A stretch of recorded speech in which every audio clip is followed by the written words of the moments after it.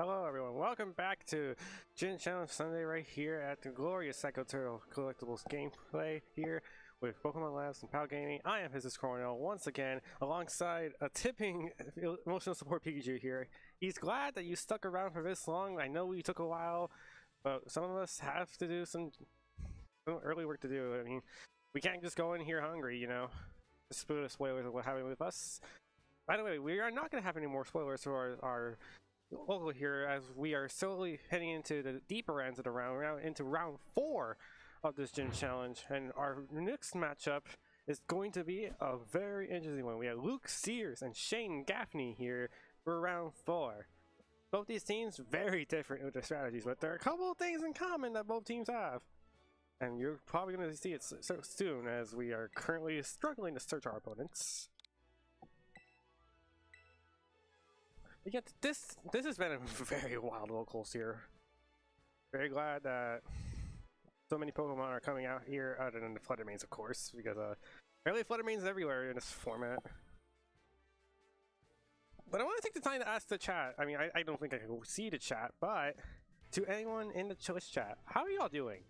I hope you're all having a good, wonderful day. Hope you're just tuning into the stream, or if you've been watching for a while today.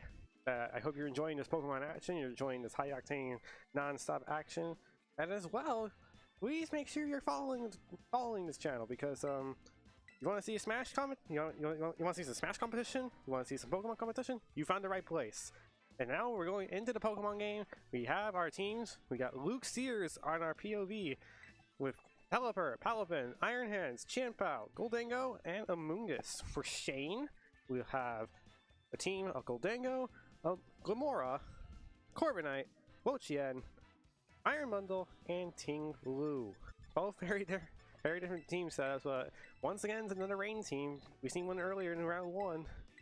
Rain has proven to be powerful, but you still have to know how to pilot a Rain team, because not every Rain team is built the same. They have different strategies. Sometimes you're using a Swift Swimmer, sometimes you're using Palafin.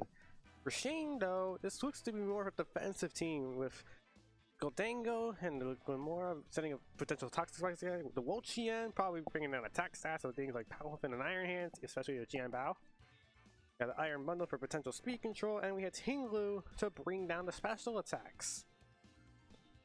This will be a battle of wits, I tell you. Rain versus defense. Rain has proven to be one of the more better strategies to, I want to say, Rain's been a pretty good strategy for newer players, because you have to understand like how outside factors of the game, like weather, like stat changes, or you know, things like that, even Terrestrialization, it could prove to be very beneficial for both these players. Luke and Shane are currently waiting for it, and Shane finally locks in. We are dead set to go to game number 1 of round 4. I believe we got 2 rounds more to go, so we'll have a 5th round, and then we're gonna go into our top cut phase. We see a shiny Hisui and Zoroark on the profile of Luke. And as we see, Shane's going to be the first Pokemon to bring us Pokemon. It's going to be Ting Lu and Glamora. For Shane Gaffney. And Pelipper Palafin for Luke Sears, as the Rain is set up, and the Vessel of Ruin will lower the special attack of all Pokemon in play, which unfortunately is lowering Shane's own Glamora's damage output. Unless it's going for that Mortal Spin, which we've seen quite a lot with Glamora, especially right now, because Glamora's very good at what it does, which is spread poison damage, also spread around some good passive damage with the Power Gem, or things like Earth Power, you know, the likes of that. We'll see one Fenna Shock variant, we've seen both of them with Spiky Shield. Will we see a different Glamora, or are we going to see more of that set again? The Palafin, once again, if Palafin can get set up the way it can with this Rain, it's going to do massive damage to basically the entirety of Shane's team. As we see a Terrestrialization come out, I wonder who is this Terrestrialization from? It's going to be Luke's Palafin into the Water type, and it's holding the Mystic Water, so it's going to be an immensely boosted Zero form Palafin. I think he's trying to get the one-hit knockout on the Glamora the way it looks like. But Ting Lu going to protect. So the way potential Ray Crash went into the Ting Lu is not going to do much. It is Jet Punch. It does target the Glamora. It's going to be a lot of damage. Will it be another one-hit knockout? And it will be a one-hit knockout. Toxic Spikes, however, will be set up for Shane to get Luke a little bit of trouble with switch-ins, but Glenmore goes down in one hit without doing anything. And if Luke went for the Tailwind, that was a perfect turn one for him. He went for a Hurricane instead. Good turn one coming out from Luke's end. Going ahead and take a one-hit knockout for practically nothing, but Palafin is going to be a little bit of a tricky spot to switch into the Poison Spikes up. Iron Bundle coming in for Shane, and it's going to activate the Booster Energy item. Going to go ahead and activate the Quark Drive ability, giving Iron Bundle a speed multiplier. I wonder what the Pelipper does here, because there could be a couple lines where you could just go ahead and straight up Hurricane the Iron Bundle because of the poor special defense stat, but at the same time, Team Blue's there to nullify the special attack damage output, and Pelipper will switch out. In comes Iron Hands for Luke. Gonna go ahead and swap in to avoid a good amount of damage from the Iron Bundle, but will get poisoned to start. We'll take residual damage over time, and here goes the Terrestrialization from Shane. Has a lot of options here. He's gonna go for the Ting Lu with the Terrestrialization. It's gonna be a Terra Water type, so may mess with the rain, but as much resistance as it gets with the Ting Lu, may not be beneficial overall. Palafin protecting. So we went for this Iron Bundle, went for the Freeze Dry, it will not hit. It did sort of the Freeze Dry. Oh, it went for the Pelipper slot. Iron Hand's gonna take that pretty comfortably. And the Rock Slide comes in from Ting Lu. Once again, goes straight into to protect the Palafin, and probably will do very minimal damage to Iron Hands, and it will do minimal damage. Poison damage is gonna go ahead and take down some of Iron Hands' HP, and now Fake Out setup. And interesting to see there on the screen, Iron Hands has Play Rough, so that's not something you typically see from the Iron Hands, and the fact that we're seeing that on the screen is like very, very concerning, but at the same time surprising, because you never expect that. And Palafin now gonna switch out, gonna go ahead into the Qian Pao, but the Toxic Spikes are still up. Qian Pao, if it has the Focus Sash, will lose it immediately with this poison. Iron Hands, what does it do here? Does it go for the Fake Out? Did it go for an actual attack? Iron Bundle gonna protect here. Doesn't want to do any deal of damage with that Iron Hands in play. Ting Lu's also protecting. Wants to see what the Iron Hands did there in terms of targeting. Iron Hands does go for the Wild Charge. Where did it go? It went into the Ting Lu. And both Pokemon will now take poison damage. Qian Pao's potential Focus Sash is now gone. Iron Hand's gonna take a bit more HP, maybe go down to half, close to half. The problem now for Luke here is that Iron Hands wants to do the damage to both Ting Lu and Iron Bundle. Issue being, he's likely gonna get outsped by that Iron Bundle, and if the Iron Bundle has Icy Wind, it may not like its position because it could get outsped by Ting Lu afterward and potentially get knocked out by something like a Stomping Tantrum, or you know, we've seen Fisher, but don't mind Earthquake, because Earthquake still a move Ting Lu can run. As we see the moves being made, here's Icy Wind coming in. Going ahead and connect on both Pokemon, going to lower the speed stats by one stage on the Iron Hands and the Qian Pao, but Qian Pao likely to move next. Goes with the Sacred Sword into the Iron Bundle. Go ahead and, ooh, misses the one-hit knockout even with the Sword of Ruin. Oh, wait a minute, what is this? Shane gonna knock out his own Iron Bundle with Earthquake, but trades it with the Iron Bundle. Shane's gonna go ahead and knock out the Iron Bundle of his own just to trade a knockout with Iron Hands. That's a gutsy move there. Qian Pao gonna take more poison damage, but Palpin's still set up now, waiting in the back. Here comes Goldango coming in for Shane. Qian Pao doesn't have much longer to be in the field, and here comes the Pelipper once again for Luke. Luke's in a very weird spot because Qian Pao's gonna go down, Palpin might come in and get poisoned. At least Pelipper doesn't get poisoned because of the flying typing. I'll go ahead and avoid the spikes that are in the ground. Goldango's gonna protect. Doesn't want to do any deal of damage to deal with a Sucker Punch, potentially from the Qian Pao. And it does go for the Sucker Punch, but it will be swinging in the air, likely targeting that Goldango. Pelipper going for the Hurricane. Does connect onto the Ting Lu, but the Vessel of Ruin and, ooh, wow, very little damage. Here comes Rock Slide. This will knock the Qian Pao. Does good damage to the Pelipper. Might be in a very might be in a terrifying predicament as Palafin is now ready to come in the game. Ready to game in that hero form. Poison is gonna be in play for Palafin, so it won't have much turn to use its Wave Crashes because he has no form of recovery. The Rain's still in play for Luke here. And the Hurricane's that you're doing so little damage to the Ting Lu. I'm a little concerned that it's either a lot of HP investment, maybe a potential Assault Vest. Wait, no, it can't be Assault Vest. It used Protect earlier. The Tinglu is just very bulky. A Vessel of Ruin plus its high HP set really doing dividends. Pelipper gonna Protect, doesn't want to take any more damage from that Rock Slide. Or a potential Shadow Ball from Shane's Goldango. The Shadow Ball does go into the Palafin instead. How much damage would this be doing? Decent amount. Oh, but it lowers the special defense of Palafin. Here comes a Wave Crash in the ring with Mystic Water and the Terra. This will probably be a one-hit knockout onto the Goldango. Here goes the damage. HP goes to 0. Goldango's down. How much recoil is the Palafin taking here? Because this could be a very much a concern with poison damage. Good amount. Goes down under 50% HP. Rock Slide comes in to protect the Pelipper. How much will this be doing to the Palafin? This might not be doing so much. It doesn't do good damage, but the poison's gonna whittle it down. And another one. Oh, another Rock Slide's actually in danger of a knockout. Here comes a Hurricane. Luke's going for a Hurricane again onto the Tinglu here. If Palafin takes one more attack, the poison will knock it out. Tinglu's gonna Protect though.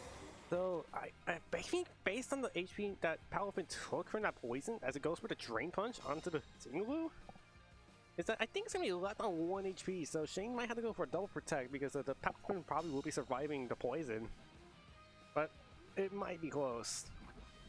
The Rain's still in play though, and I am right. It was gonna be living at 1 HP, so Palafin has 1 turn left. So Tinglu could potentially go for a double Protect, maybe get itself clear. No, it won't. Here goes the Drain Punch. Decent damage. Oh, critical hit on top of that.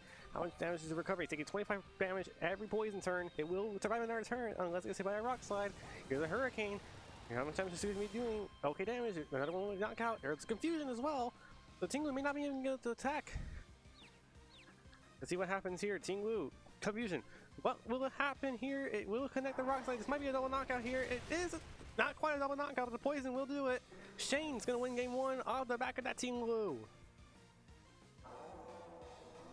Just as the rain ends too, the poison will pick up the final knockout that Luke sadly didn't want to take. Palafin goes down, and now I have to wonder if that Wave Crash was really the play he had to go for if he had a Jet Punch that had so much power. Definitely was a good game plan overall from Luke, but I have to wonder if Wave Crash was the play there turn 1 on the turn he went after the Goldango, because if he got a lot of damage out onto the Goldango, it could have been devastating if that Jet Punch was enough, because he had a Terrestrialization of Water, he had a Mystic Water, and he had Rain.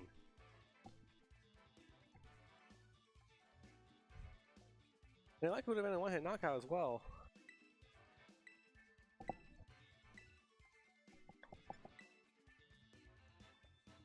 And here we go. Diamond. Luke Sears needs to win this game in order to at least be in contention to win this best of 3 set.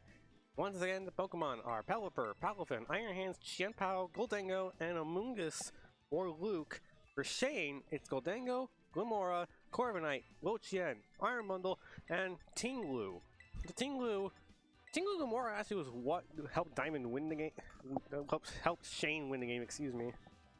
Shane was reliant on that poison damage, and it proved to be the way he won the game. Because as soon as Palafin hit the field and used the Wave Crash, it just made it easier and easier for Shane to just use the Tinglu and Terra Water to resist almost everything Luke had in store. And it just wasn't a fun experience for him because that Hurricane was actually doing so little damage. And I had to wonder if the little damage that Hurricane did, I wonder if you need to bring out something like that Goldango to deal with the Tinglu with the Vessel of Ruin in play with that Terra Water. But we're gonna find a question to decide right now as we're gonna get set for game number 2. Going live now. Shane needs one more game to win, and he's gonna go Goldango Iron Bundle here. Lead off this game, and Luke's gonna stick with Pelipper Palafin lead that set him up strongly in game 1.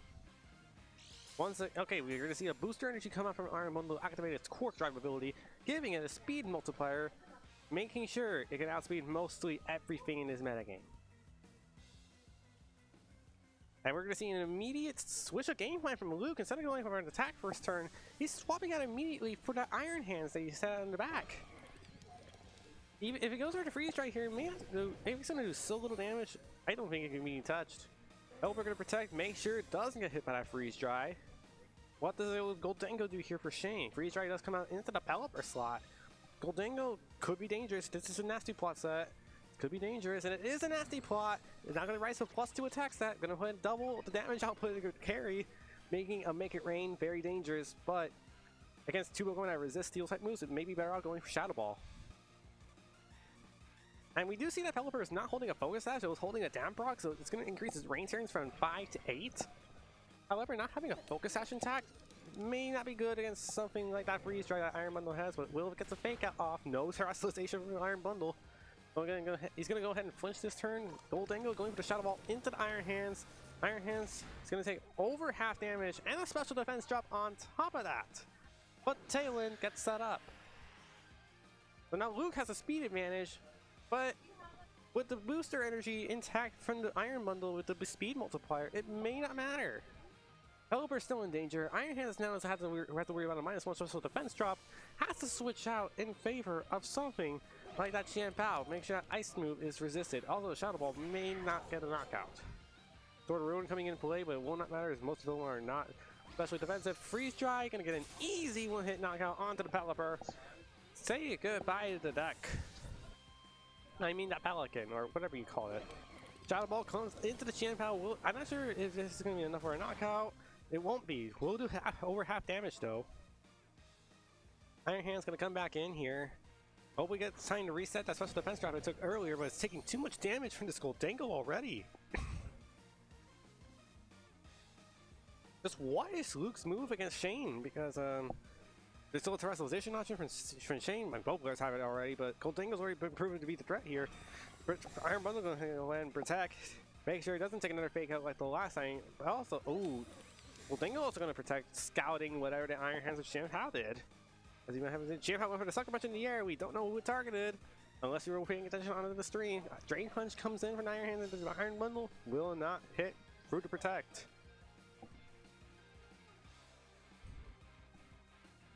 Iron Bundle is still very much in prime position to take a knock on either Pokemon, but the issue being, I think the Goldango might be the bigger threat here because of the fact that there's a +2 special attack from that nasty plot is doing a ridiculous amount of damage. Shampao is already taking too much damage. Use Terrestrialization option coming in from Iron Hands potentially. But this could be dangerous as well because the Iron Bundle is just sitting there going for Ice type attacks. As we see the low screen locked in from Luke, here comes the Terrestrialization from Shane actually. Is this going to be the Iron Bundle or will this be the Goldango? He's going to be, oh no, I think I saw Luke click Sacred Sword into the Iron Bundle and now it's a Ghost type, so Sacred Sword's not going to hit anymore. But let's see what happens this turn. Yet there's a Sacred Sword into the now Ghost type Iron Bundle, not going to hit. There's Encore coming in. Oh, the Shampao is trapped using Sacred Sword in front of 2 Ghost types. This is not good news for that Pokemon. Here comes the Wild Charge into the Goldango, gonna do half damage. Will this be Make It Rain for Shane? As it eats the Citrus Berry, can heal up 25% of his health as it reach half health. Gonna go back up to nearly 3/4 of his HP. Another nasty plot comes in from the Goldango. And Tailwind's gone from Luke as well, so Icy Wind now threatens with a +4 Goldango using Make It Rain. Unless this Sucker Punch comes in and knocks out the Goldango, Luke's in trouble. He has to switch out. He's rocking the Sacred Sword. Because he's locking the Sacred Sword, he has to force to switch it into Falcofin, which is already at +4 with Make It Rain. And then a potential Freeze Dry as well. Shane has Luke locked up in a disadvantageous position. Here comes a Freeze Dry onto the Iron Hands, gonna go down to 11 HP. Here's the Make It Rain. Will knock on the Iron Hands. How much damage will we do to Palvin? Over half health. Will drop with Stage of Special Attack, but still it's at +3. Still very respectable round numbers. But Shampao and Palvin can win the game together because of the Sword Ruin ability and the combination of Jet Punch. The question now, who does the Sucker Punch go to? Because if the Sucker Punch goes under the wrong Pokemon, it's game over for Luke. Jet Punch likely going to take a knockout on either of these Pokemon because the now Terra Water with the Rain and the Mystic Water and the high attack stat of Palvin Hero form. Here goes the Terrestrialization for Luke. He's putting all the odds into the Palvin. As we see the fountain rise on this superhero. Are we going to see a Sucker Punch into the Goldango, or are we going to see it onto the Iron Bundle? Iron Bundle protecting doesn't want to do any deal damage. The Goldango protect as well, though. It does protect. We're seeing a scout. We don't. If he Sucker Punch, we don't know where it went. But at the same time, it makes Sucker Punch less of an option because it's not going to be very prone to not having any more. Jet Punch went after the Goldango. It's really very tough for Luke to choose his targets because he chooses the wrong target, it's game over. If Shane can get this turn correct, he can win this game, but at the same time, he has no speed control other than Icy Wind, but priority moves, they're the ones beating Shane right now. Goldango gonna swap out, gonna reset his plus 3 special attack in favor of survival, goes into the Glenmora. This might be a sacrificial hit. As we see the Sucker Punch, oh, it went out to the Goldango, that's not good. But Jet Punch probably coming out. Yeah, Jet Punch coming out. Is this going into the Iron Bundle? It is not going to Iron Bundle, it's going into the Glenmora. We'll get the one hit knockout. Toxic Spikes get set up, but it's a little too late with the Toxic Debris. No more Pokemon can switch in. What did the Iron Bundle do here? Did he freeze right to Palafin? He went for Encore onto the Champao. It's stuck using Sucker Punch, which may not be a good thing, as the rain is gone. The damp rock effect is gone. 8 turns have passed. Now we oh wait, he got another Pokemon. It's Corviknight as well. So Shane still has a Corviknight, he still has a Goldango, and he has the Iron Bundle. With no more rain and so little HP on both Pokemon, I think Shane might have the game locked up, but Champao, I think this Sucker Punch may fail because he knows that Shane knows that Luke's Champao is locking a Sucker Punch, meaning if he just doesn't interact with attacking moves, even though you could lose your Pokemon to a Jet Punch, yeah, just throw it out in the air, just use your defensive options, just status moves. Oh, no, Jet Punch comes in, and here's another Encore onto the Palafin. It's probably, yeah, it's Encore to Jet Punch. Who did it target? It probably targeted the Iron, no, he went into the Iron Bundle. Will score a knockout, so he's down to 2 Pokemon. But what did the Corviknight do? If the Corviknight went for an attack, it's very in a good position. No, it's Iron Defense, gonna raise his defense by 2 stages. He's trying to make himself really bulky, make sure that the Palafin may not be a threat later on in the game. This is a really good position for the Goldango as it comes in, but Goldango is stuck, probably using Nasty Plot or Protect. Palafin has a choice to make. As it's stuck, yeah, it's stuck in a Jet Punch as well. How much damage is Jet Punch doing to a +2 Iron Defense Corviknight? Because even though you have Mystic Water and Sword Ruin up, it's still at +2 overall. It's not going to be in a great spot to do anything, and I don't know, we're not Sucker Punch with it. If it went to the Corviknight, it's going to Iron Defense again. Here's a Jet Punch. How much damage is it doing at +2? Not great, but it's respectable. And a Rocky Helmet too. Body Press comes in, gonna knock out the Palafin. And I think this is game over. Because the Champao is still stuck using Sucker Punch. It's gonna get, if it hits the Corviknight, it's not gonna be doing enough damage. It's gonna hit with Rocky Helmet damage. And the Goldango has a secure knockout with Hit Rain. I think this is game over. Shane just went out there and just left Luke in shambles. He's horribly checked. And as much as, okay, goes over the Body Press, will not knock out anywhere soon.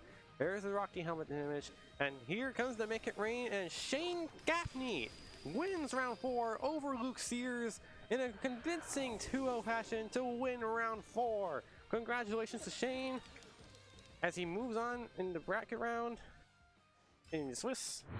And we're going to see just what happens with 1 round to go. This is turning out to be pretty much a wash at this point. We've seen very little competition, or at least competitiveness in the viability of how close these games have been. But even if they've been close, it felt like one player was taking domination over the other at this point.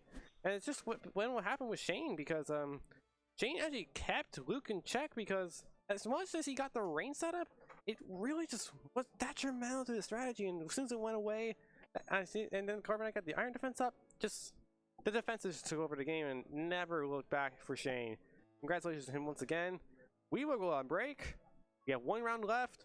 Pikachu, make sure the viewers don't lose you. We need you at all times. I hope to see you guys soon. Pikachu needs to see you. We'll be back for round 5.